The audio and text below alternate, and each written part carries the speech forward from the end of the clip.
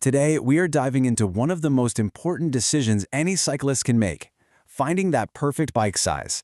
You know, if you get this right, you're setting yourself up for years of incredible rides.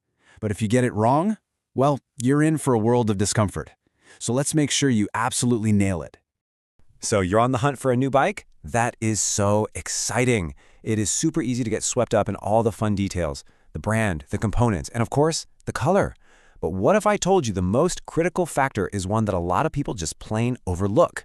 You gotta hold on for a second, because the single most important choice you're going to make has nothing to do with how cool the bike looks.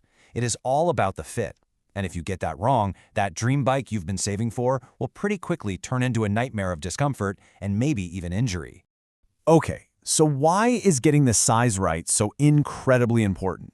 Well, it really all boils down to 4 key things that are basically the foundation of any great ride. Let's break them down. And these 4 factors, they're all connected. The right size means you're comfortable, which means you can ride longer without feeling wiped out. It means you're efficient, so you're not just wasting energy with every pedal stroke. It gives you way better control for safer, more confident handling. And maybe, most importantly, it helps you avoid all those nagging aches, pains, and the potential injuries that come from a bike that just doesn't fit you right. The good news is finding a really solid starting point is actually pretty straightforward. It all begins with 2 simple but absolutely crucial measurements, your overall height and your inseam. These 2 numbers give us the foundation we need to find your perfect frame size. Let's kick things off with road and hybrid bikes. These are usually your go-to bikes for riding on pavement, for commuting, or just for fitness. And believe me, they have their own very specific sizing system. Yup, you'll almost always see these frames measured in centimeters. So if you see a bike listed as a 54 or a 56, you're probably looking at a road or hybrid bike. Now, let's see how we can match those numbers up to your height. All right, this chart is a fantastic starting point. Just find your height on the left, and it'll show you your recommended frame size range over on the right. So for example, if you're 5'9", you'll probably be looking at frames between 54 and 56 centimeters. That little bit of range there is to account for differences in our body proportions, which we'll talk about a little more in just a bit.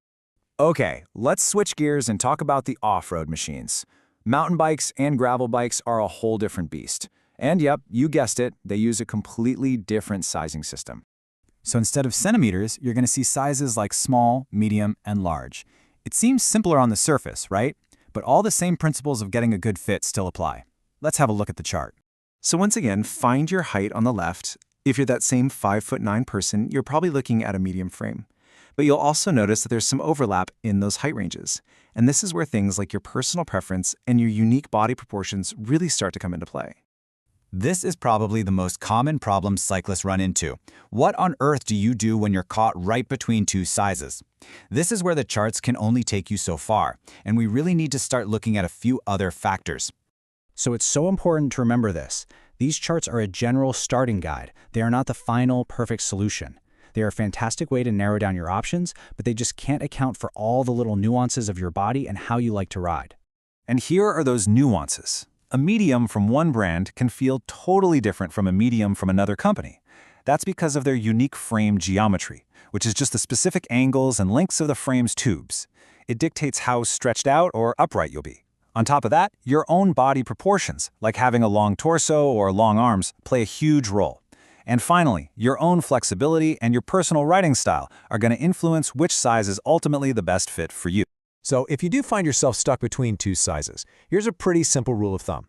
If you're looking for a bike that feels more nimble, more responsive, maybe a little more aggressive for performance, you'll probably want to go with the smaller size. But if you prefer a more stable, stretched out ride that really prioritizes comfort, then the larger size is likely your best bet. Now, while all of these guidelines will get you really close to the right size, there is one surefire way to absolutely dial in the perfect fit for your body and your riding goals. And this is the ultimate takeaway. For the absolute best result, nothing, and I mean nothing, beats a professional bike fit. A specialist will measure you, analyze your riding style, and fine-tune your bike so it feels like a true extension of your own body. It is the single best investment you can make in your cycling journey, hands down. So we've covered a whole lot today, from the 4 key reasons a good fit matters to the different sizing systems and why a pro fit is the gold standard. So now the final question is for you. Is the bike you're riding right now really the right one for you? It might just be time to take a closer look. If you found this clip useful, smash that like button and subscribe to the channel.